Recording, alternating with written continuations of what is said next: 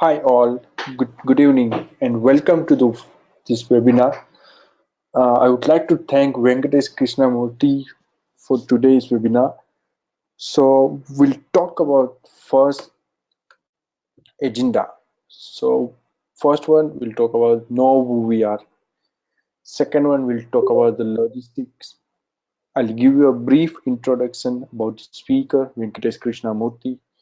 Then I'll hand over a screen to Venkatesh to talk about more on 5 relationships of a product owner. Then hopefully we'll have a Q&A session. So know who we are. We are a skill transfer journeyman and trusted consulting provider of a strategic methodology and technology advisory and solution to enterprise building largest and innovative solutions. So these are the services. We do provide agile consulting and coaching. We provide agile training in-house and public. We are the CA Tech Continuous Delivery Suite official resellers. So logistics. I would request all of you to use a LAN cable for joining this webinar. Wi-Fi connection are unstable. Use high quality speakers or headphones for better sound quality. Please keep your microphones muted. Question will be taken via Q&A chat box. Please enter all your questions in Q&A chat box. The webinar will be recorded. Slides and the recording will be made available on SlideShare www.slideshare.net/noru. You can subscribe to our YouTube channel for upcoming events and past events. We appreciate your cooperation. So, speaker introduction. Who is Venkatesh Krishnamurti? A computer scientist, agile coach, and first Australian less trainer with more than 20 years experience working with several startups and IT companies across US, Europe, Asia, and Australia. Venkatesh has been practicing agile since 2001. Venkatesh's rich experience as a technology architect and methodologies enable him to deliver a multi-million dollar project successfully. He brings value to every customer engagement through creative use of ideas from various schools of thoughts, including lean, system thinking, and complexity science. So over to Venkatesh.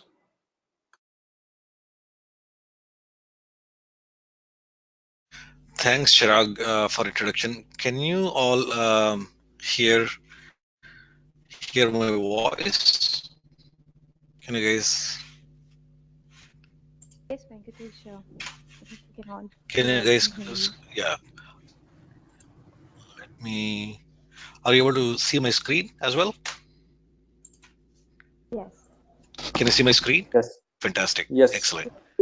Um, yeah, I would like to first of all thank Innovation Roots for giving me this opportunity to share some of my knowledge on product ownership. Um, and I would also like to thank all of you. Um, I'm guessing mostly in Bangalore and maybe other parts of India for joining this call at 5:30 in the evening. And especially it's on Monday. I know how hard Monday is. And at this point of time, attending at 5:30 is a big achievement. So I would like to thank you. And I'm based out of Melbourne. Now it's 10 o'clock in the night. But I will be heading to India in the next couple of days. And I'll be doing one of the certified less practitioner training under the partnership under the umbrella of Innovation Roots and partnering with Innovation Roots in Bangalore as well. I'm hoping some of you who have bandwidth could join the training. Um, I'm an agile coach, and I used to work in various countries, and now I'm settled in Australia. So today's topic is about the 5 relationships of the product owner. As we know, Scrum is a product development framework. And since it's a product development framework, the product owner plays a critical role in shaping the product. And we also need to understand that product owner won't succeed without relevant support from various other roles in the organization.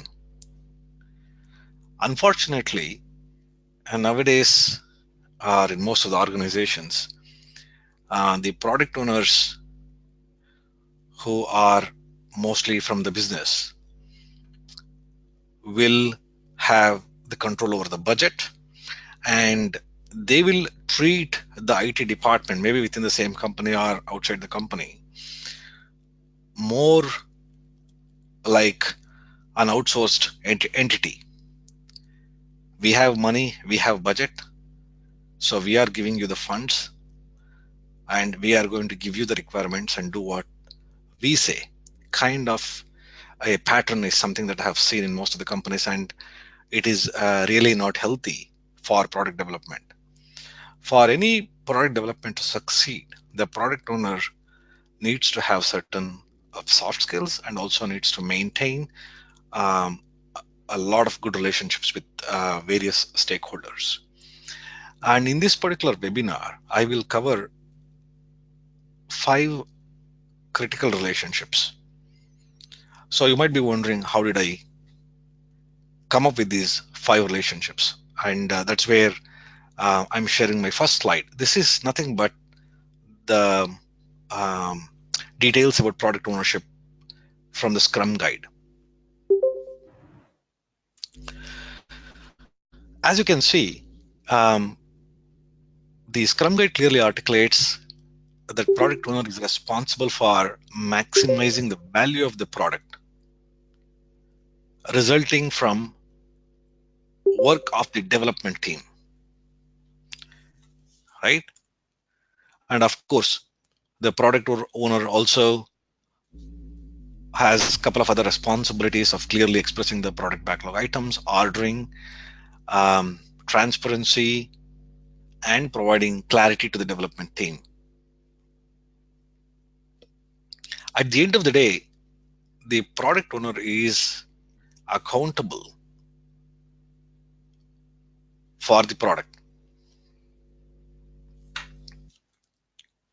right? And this is from the Scrum guide, right? And now, out of all these, this is the most simplest explanation that you can ever get about the product ownership from the Scrum guide. And the simplicity also makes a lot of people to assume and um, customize the role of product owner in their own organization, which is um, not correct. Personally, I believe that if you want to take away from the simple explanation of the product owner, it is the first line, which is the product owner's responsibility for maximizing the value of the product, right? So let us look at this particular sentence, which is one of the most powerful explanation of the product ownership. And I have derived the 4 key relationships that product owner needs to maintain just with this one sentence. As you can see in this picture, what I did was I took this particular sentence and the first chunk talks about responsibility of the product owner for maximizing the value of the product. So when we talk about maximizing the value of the product, the value to the customer and the value to the company or the investors and the stakeholders who is developing the product. That's where I have created the 2 relationships that product owner needs to maintain. That is, one is customer for delivering a valuable product. Only when the organization delivers valuable product, the customers will buy the product, and the return on investment in turn helps the organization getting making the company and the investors profitable. So there are 2 relationships that product owner needs to keep in mind while building the product. And of course, as this sentence clearly talks, that the product owner gets the result only when the development team delivers the needed items. And so it is critical that the product owner needs to maintain a good relationship with the development team as well. That's where the third relationship comes into picture. And again, of course, the fourth one is with related to the Scrum Masters. I'm not sure if you can see this clearly. There is something which is blocking from my end, but what is written here is the Scrum Master. Um, if you look at the Scrum Master's responsibilities in the Scrum Guide, the Scrum Master serves the product owner in several ways. One is ensuring that effective product backlog management is done by the product owner. The Scrum team understands the product backlog items. And not only that, the critical piece is Scrum Master is also responsible to ensure the product owner knows how to arrange the product backlog to maximize the value. I have come across many product owners who don't even know why they have this designation. In one of the organization, I kept hearing from the teams that they have been receiving several requests from several people in the middle of the sprint, and they're worried. And I went and I observed the relationship with the product owners and the team, and I could clearly see that product owners, there were, of course, the apart from the product owner, there were several people who used to just interrupt the team in between, and then they used to assign tasks, which is definitely not supposed to be the way the Scrum team and the Scrum is should be implemented. But anyway, I had a chat with the product owner and asked them, how did you become the product owner, or do you know the responsibilities? And you'll be surprised to hear what I heard. The so-called product owner said that uh, she was from a different department, and there was a position open within the company which was advertised internally for a role of a product owner, and she just applied, and her boss interviewed, asked her, um, do you know the domain? And she said yes, then offered the job, that from today onwards you are a product owner. So from that day onwards, she was calling herself as a product owner without really knowing what product ownership is all about. I'm sure that you would have come across several such instances of anti-patterns with the product ownership. This is only one of them. That's where it's critical that the Scrum Master plays a key role in ensuring that we have the right product owner in place. And not only that, product owner knows how to arrange the product backlog items. And this is where the fourth relationship comes into picture, where the product owner needs to maintain relationship with the Scrum Master, not only to get the feedback about how the product owner is performing, and also to learn from the Scrum Master several techniques about backlog refinement, or it could be even the facilitation as well. So it's critical that the Scrum Master, the product owner, needs to maintain these four relationships.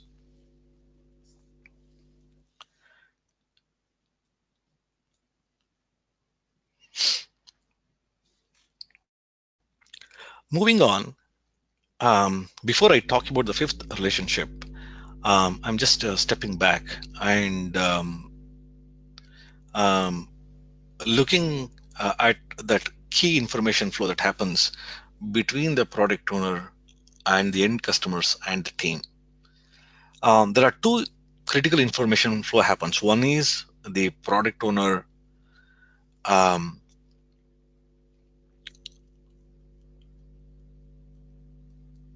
prioritizing the requirements and understanding the requirement from the customer.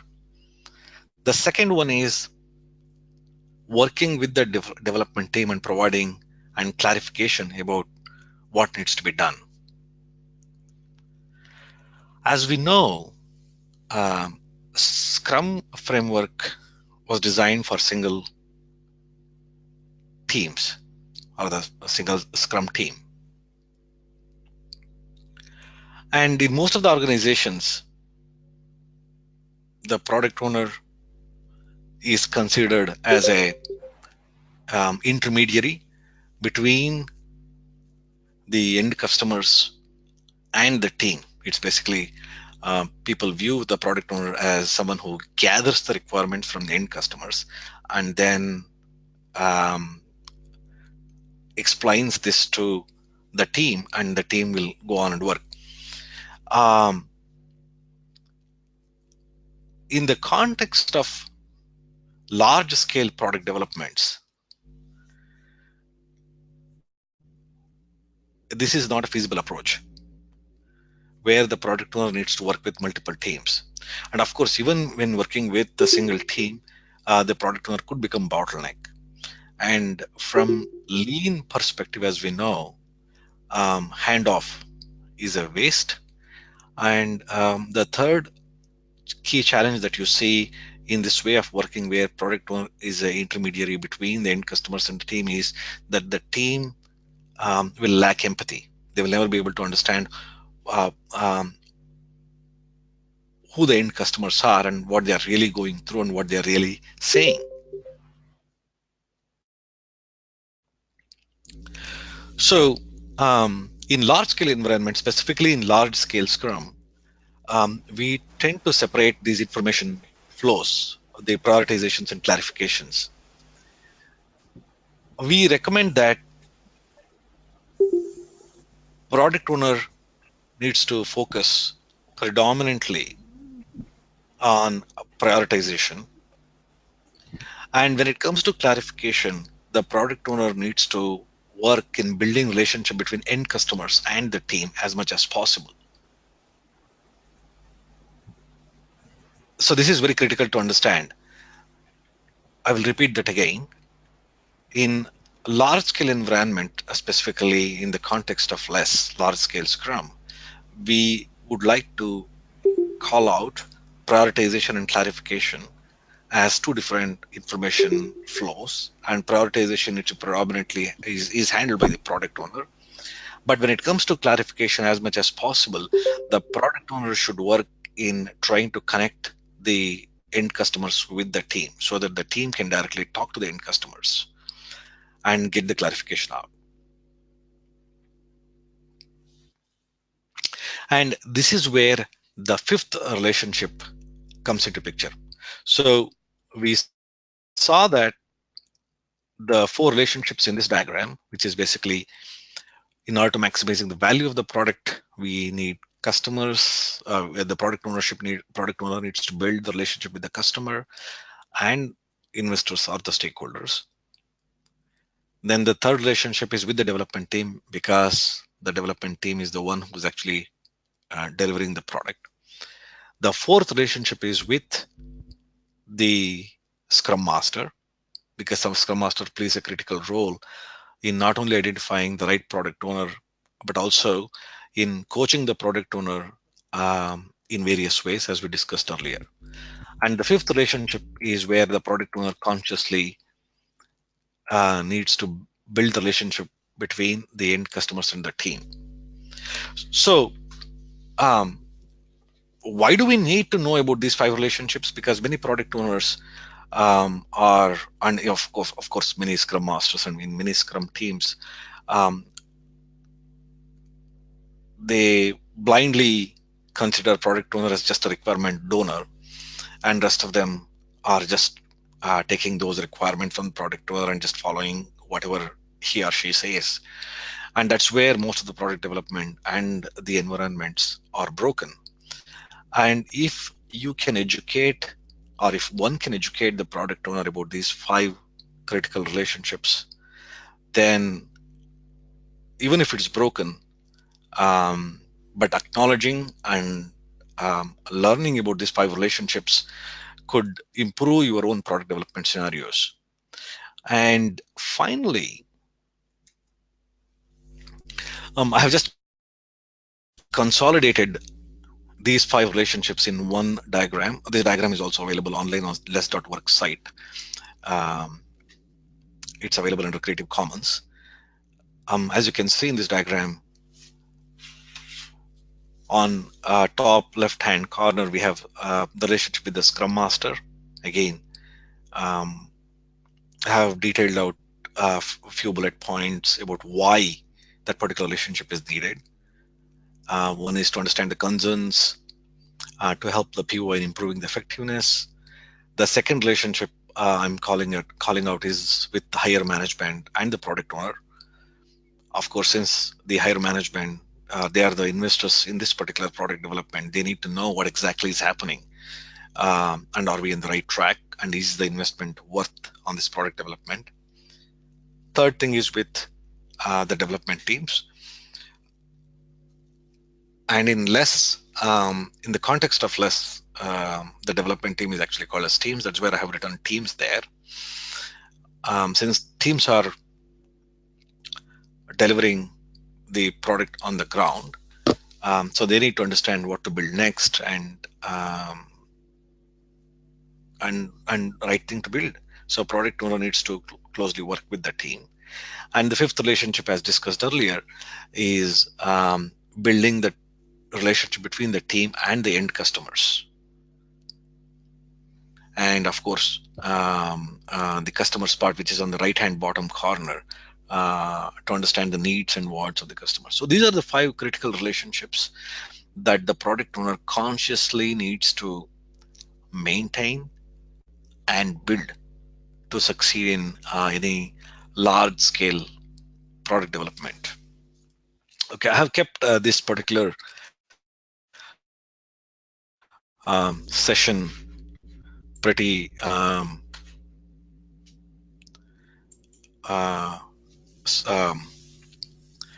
short and sweet.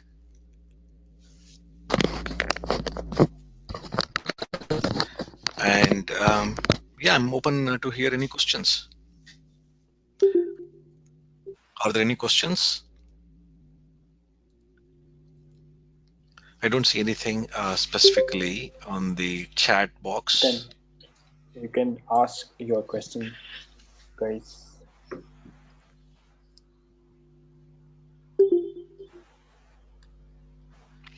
Okay, Irshad is asking a question. Do we have a chief PO kind of a role in less? Um, Thanks, Irshad, for the question. In large scale Scrum, first of all, large scale Scrum is a Scrum. So just like how in Scrum we have a single product owner, Scrum Master, and the development team, in less we have the product owner, Scrum Master, and the team. So there is no concept of a chief product owner. However, while working in pretty in less also has something called less huge. In less huge, still we have a single product owner, because every product needs to have single product owner, and every product needs to have a single product backlog. That's a fundamental role of Scrum, um, and of course in less as well. But in less huge framework, we have a product owner and different areas and area product owners. So there is no concept of a chief product owner.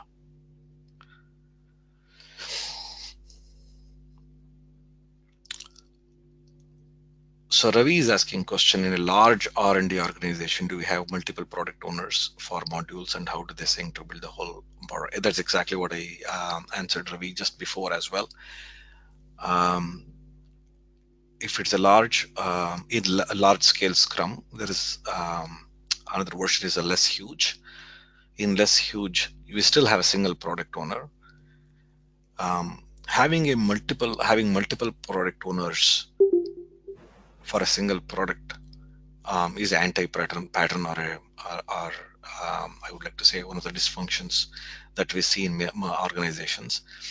And since less is Scrum, keeping the spirits of Scrum, we still have single product owner for a product, but multiple area product owners. So each area is considered kind of like a theme within a product. So you can have multiple area product owners working with the product owner.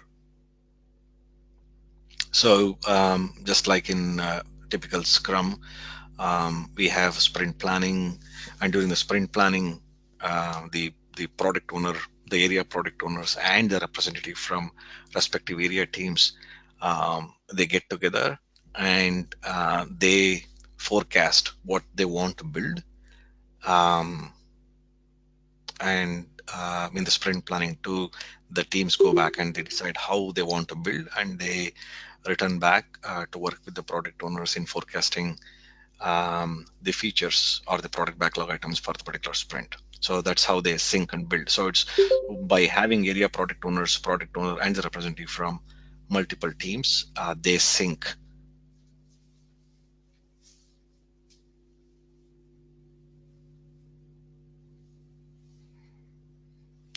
Let me show you a picture from one of my slides, maybe that might help.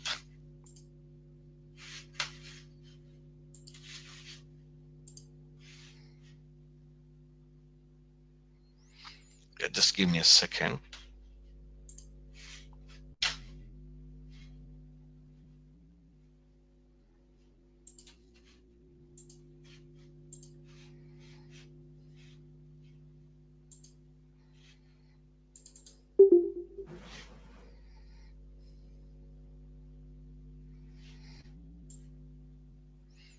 In a moment, I will share my screen.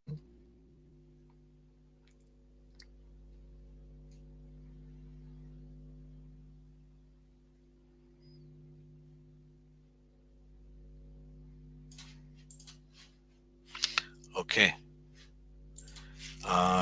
So how do I share my screen here? Okay, share your screen. This application window.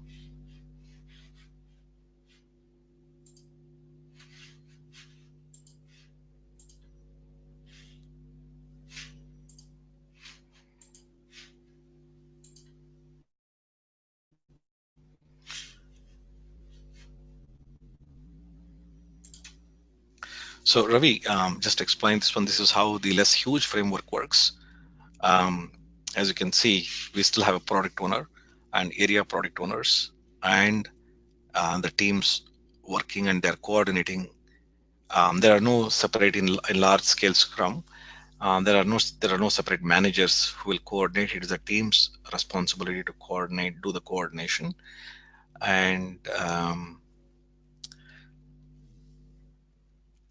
at the end of the sprint, um, they do the sprint review like Scrum and retrospective. The only difference is that they will do overall retrospective as well. So this is one of the key thing. Let me go back to the questions. Venkatesh, can I interrupt you for a moment? Yeah, please. Can you just zoom this slide? I'm barely able to see what's happening.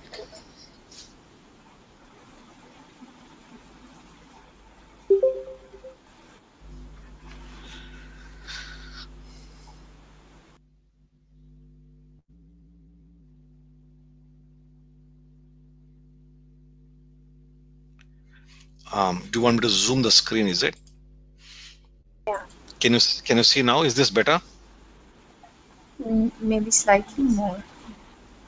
Okay. Um,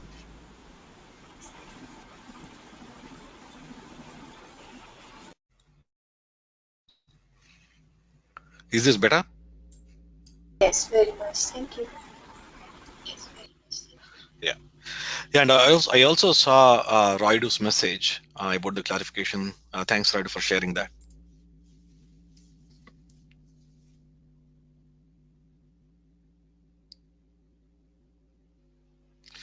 Any other questions? I'm happy you're getting very good questions.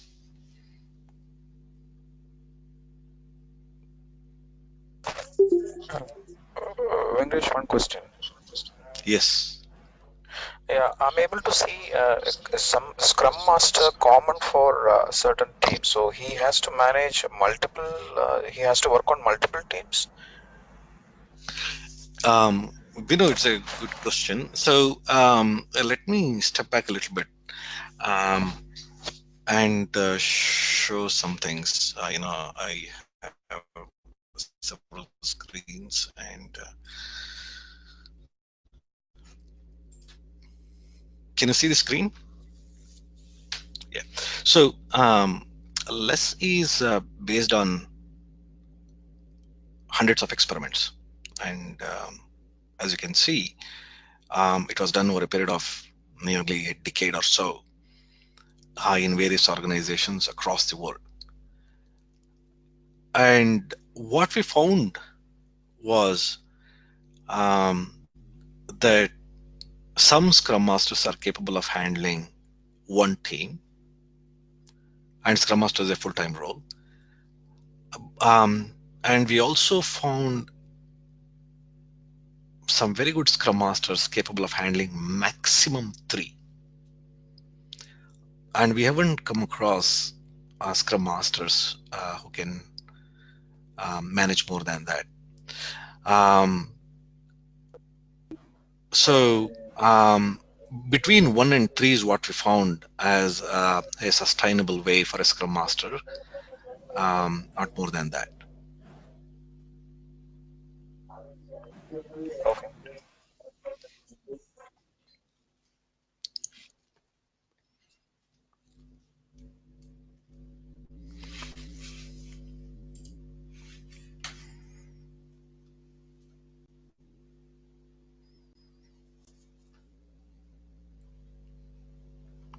Any other questions?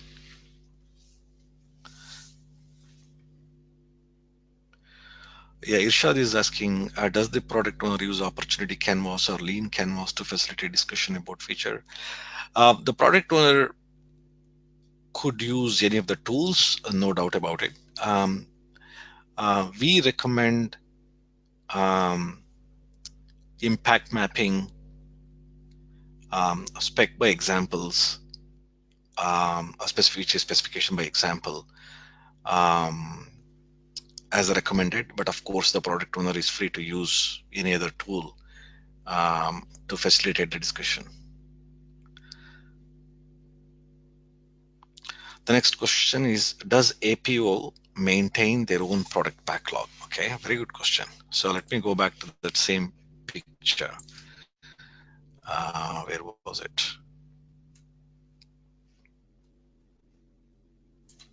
There you go. I'm hoping you can see the screen. So there is one product backlog for the product, and of course, there is a single product owner. Each area product owner has an area backlog. Area backlog is nothing but a theme or a subset of the product backlog. For example, if you're building a telecom product, let us assume it might have customer care related features. It might have billing related features. It could have any other communication related features. So each of these could be themed together and becomes the area, and it has area backlog. So area backlog is nothing but a subset of the product backlog. And again, these are all based on the priority from the product owner. So area product owners cannot just pick and choose what they want to build. Everything is prioritized by the product owner, and area product owner works with the product owner in working as per the priority for the product development.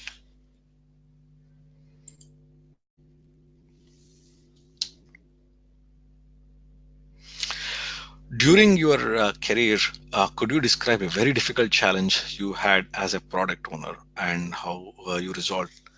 Um, I think in my career, I've come across all sorts of challenges dealing with the product owners.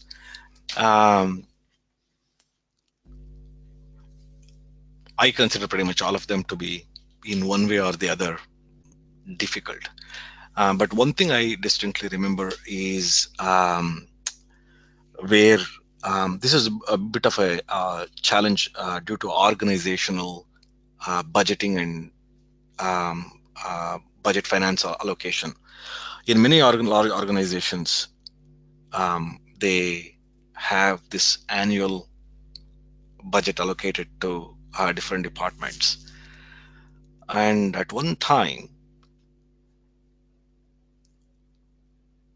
the architect came up with a solution which impacted one of the areas in this product development team to do more work, which basically exceeded their budget, annual budget allocation. And in the typical organizational KPI and the KRAs, as you know, that if you are a department head or one of the senior person who is managing the budget, then your KPI and the KRA depends on whether you are able to deliver as per the budget allocated to you. Of course, if you exceed the budget that you have allocated to you, you have to go back and request for more. And of course, your performance during the performance appraisal, you won't get good rating because you exceeded it. This is a typical organizational dysfunction. So this area product owner went back to the architect, asking the architect to change the architecture and design so that the work in their area is less. So fundamentally, the challenge was not necessarily with the area product owners. As we say that in most of the from the systems thinking perspective, it is not that individual who needs to be blamed. It is the system that is creating that behavior needs to be blamed. And we are all part of the system. So it was a system which was driving that bad behavior, where they were trying to force the architect to change the designs to suit their needs. So that was one of the major challenges that I had. Then I had to work with the senior management team. So going back to your question, second part of the question, which is about how did I resolve it? Yeah, I had to work with the senior management to absolve such department-related budgeting and focus on let product owners let the product owner and the area product owners focus on what needs to be delivered.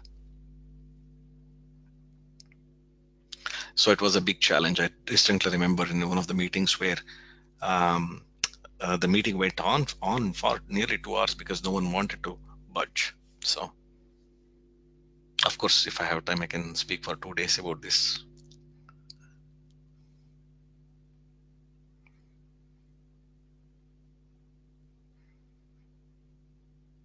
Okay, any other question, guys?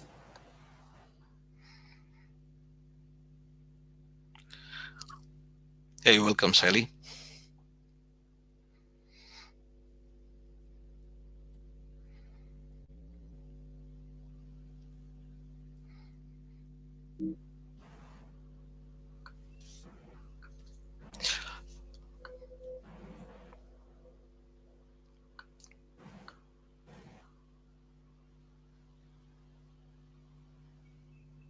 Yeah, sure. Sally, I know that you're asking a question. Would be great to know more about such experiences and resolutions.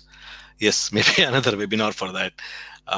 And of course, I would be in Bangalore for the training 20th till 22nd. So maybe if there's an opportunity, we could chat one of the evenings. but I would let Innovation Roots to decide on that. Yeah, so adding on that, so we have a meetup on 21st.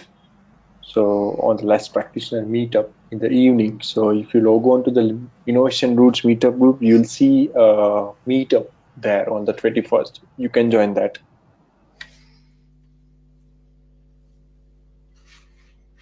There you go. So I think, yeah, I would like to thank Venkatesh Krishnamurthy and all participants for joining us today. And it's really, really interactive. And I hope that this information and this knowledge would help a lot. And yeah, again, thank you so much, Venkatesh, for joining us today. Yeah, thank you, Innovation Roots, Chirag, for arranging logistics and ensuring that it happens. And of course, thank you all the participants for taking time off, specifically on Monday at 5:30 and joining this meeting. Yeah, it's a big thing. Thank you all. Thank you. Thank you so much. Bye bye. Have a great day. You too. Bye.